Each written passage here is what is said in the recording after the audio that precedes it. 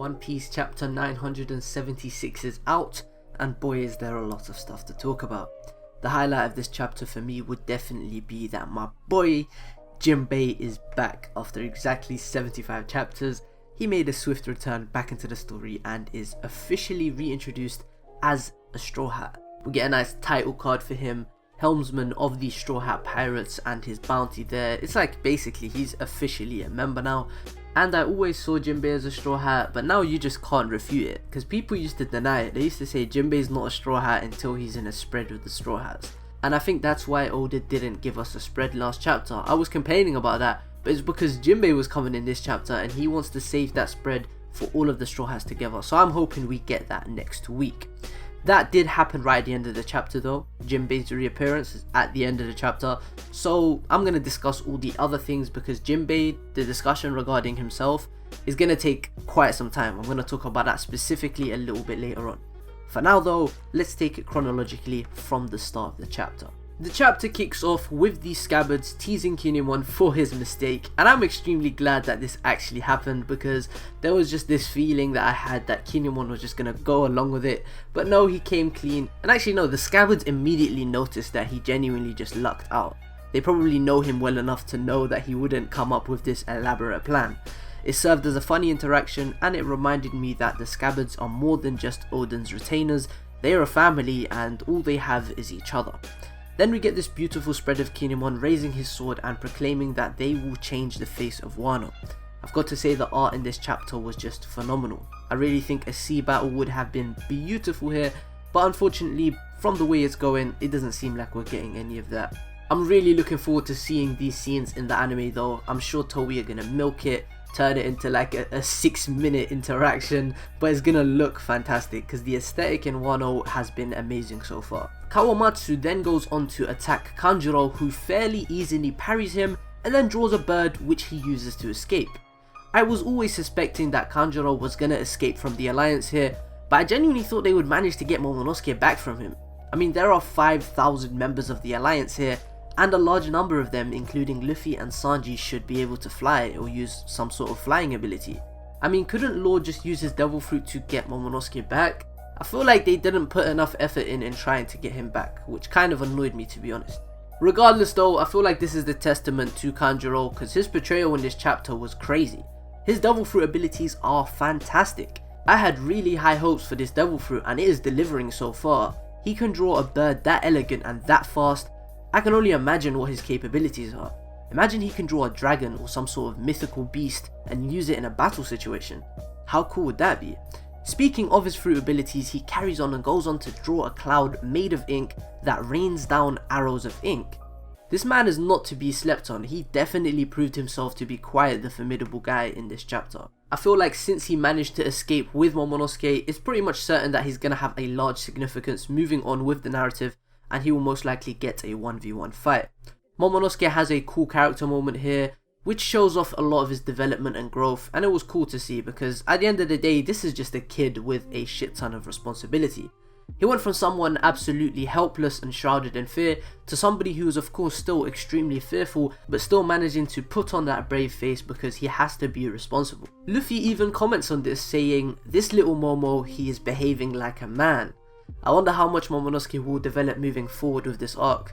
I always suspected that he's going to have some importance, but now that he has been separated from the Alliance and is obviously heading towards Kaido and Orochi, I feel like it's pretty much certain that Momonosuke is going to have some of the most focus in this arc. I mean, we were all expecting him to use Ame no Habakiri to kill Orochi some way somehow, and these interactions he's going to have with Orochi could prove very important. There's also a firm possibility that he joins the Straw Hats once Wano ends as a cabin boy, so he's going to need a lot of characterization and focus if he's going to become a member of the main cast. Luffy promises he's going to save Momonosuke, and we get this cool shot of them side by side. They're not actually side by side, but it's a panel of Luffy next to a panel of Momonosuke, and Luffy proclaims, "We are friends after all." I understand that Luffy does call a lot of people his friend, but this does kind of feel like Luffy could be recruiting him at the end of the arc. I feel like it's building up towards that. Kanjuro flies away with Momonosuke, and then Luffy's entire demeanor kind of changes and we see him a lot more serious. I'm loving the way Luffy is looking now, man. He's got the captain coat on and he's acting like a big boy captain. I'm gonna be totally honest though, I didn't really like the stuff with Momonosuke because they took an L. The Alliance, they took a loss this huge, this early on, and it's given me a bad feeling for what's to come. I was expecting the Scabbards to be a little more, you know, panicky. They were honestly a bit too calm and collected for people who just had their master kidnapped. Momonosuke was just taken, and although it is very likely that Orochi won't kill him, they're a bit too composed considering what just went down. Anywho, Luffy proclaims it's time for them to head to Onigashima, but before that, the remainder of the Beast Pirates that weren't defeated last chapter pulled out these cool looking long ass cannons, and they make it clear that thanks to the factories in Wano, the Beast Pirates have all sorts of excellent weapons.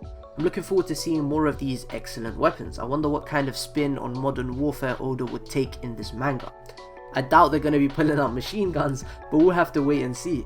Wano did have connections to the Ancient Kingdom, which was apparently a very advanced civilization, so anything is possible.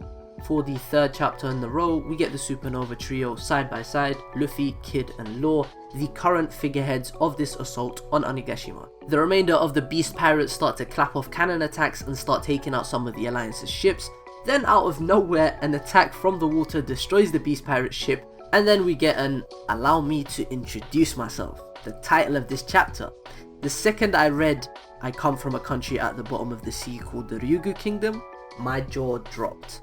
Jinbei greatness. I love Jinbei, and although I saw him as an official member this entire time, to see him in a panel that literally calls him the Straw Hat's helmsman, it just further validated my thoughts on him. Jinbei, the Knight of the Sea, the helmsman of the Straw Hat Pirates.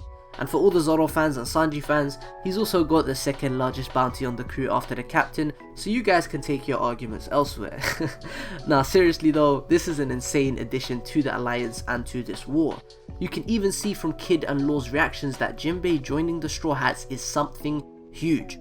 I'm not going to get all power scaly and say he is stronger or weaker than anybody, but just his status and reputation as an ex-warlord, as a man who had connections all over the New World, it is groundbreaking stuff that he is now with the crew. His little monologue was absolutely fucking dope, and I love his voice actor, so I know this is going to be great in the anime. He has a huge grin on his face, and no visible scars, no eye patch like people speculated, and no missing limbs. My boy is fully intact. The entire crew are happily smiling, welcoming the boy Jinbei, and I'm really looking forward to next week's chapter because there's going to be a lot of answers to questions that I have. How did Jinbei escape Big Mom without any injuries? Did the Sun Pirates all escape safely? Why did it take Jinbei so long to get to Wano? I'm sure this stuff is going to be cleared up next week, and I did expect them to be at Onigashima next week's chapter and for the war to kick off really soon, but I don't think that's the case anymore. Next week is hopefully going to give us a little flashback to the events at the end of the Whole Cake Island arc that we don't know about and justify them a little, because right now Big Mom is looking pretty whack. I mean, she let the Straw Hats escape, the Fire Tank Pirates escape, Jinbei and presumably the entire Sun Pirates escape, and the Vinsmokes most likely also escaped. There is no actual way to tell how it went down though, so Big Mom's portrayal might not be sacrificed for Jinbei's safety, so we will see. Even though I did love Jinbei's reintroduction into the story, I couldn't help but feel that it was quite weirdly placed. I'm not going to say it was poorly placed because we don't know what this could mean down the line, but for now, it did feel pretty weird because he sort of came out of nowhere. I was speculating that the arrival of Jinbei would completely change the tide of the war, but it turns out Oda has quite different plans in mind. My expectations for this war have slightly changed now that we have another big player in our ranks, so I'm definitely going to have to make a video addressing that. But before I finish this video, I have to address all of the Jinbei haters, all of the guys who hate the fact that he is a Straw Hat. For you guys who don't like Jinbei and don't see him as a true Straw Hat, or maybe you like Jinbei but you just don't think he's a true Straw Hat. He is a Straw Hat through and through, and you guys cannot refute that. I have no idea what it is that you guys hate so much about him being a Straw Hat. Is it the fact that he doesn't have a dream like the others? Because he does have a dream. He inherited the wills of Otohime and Fisher Tiger, and he wants to bring the race of human and fishmen together to live in the world peacefully. And he's going to achieve this dream through Luffy, just like every single other Straw Hat. He brings a lot to the crew. Jinbei is extremely loyal and fully believes in his captain's dream to become the Pirate King like the rest of the crew. He has saved Luffy's life multiple times, in Marineford, in Fishman Island, and most recently in Whole Cake Island, where he even protected some of the other members of the crew and had some fantastic chemistry with them. He's an amazing strategist, a great helmsman with the ability to control waves, can swim fast to save Devil Fruit users when they're in trouble, and he brings a real seriousness to the crew. But he isn't just all seriousness. Jinbei can be funny and entertaining. He isn't just this boring, stoic guy with zero gags or entertaining personality traits. He has a lot to him. He's an extremely strong and very capable fighter, and he destroys the notion of the monster trio with his arrival. There is no longer a monster trio in the Straw Hats, there is a fearsome foursome. That is it for today though, guys. Thanks a lot for watching. Like the video if you enjoyed, subscribe for more One Piece content, and make sure to comment below your thoughts on the chapter. I have been Fiji, peace.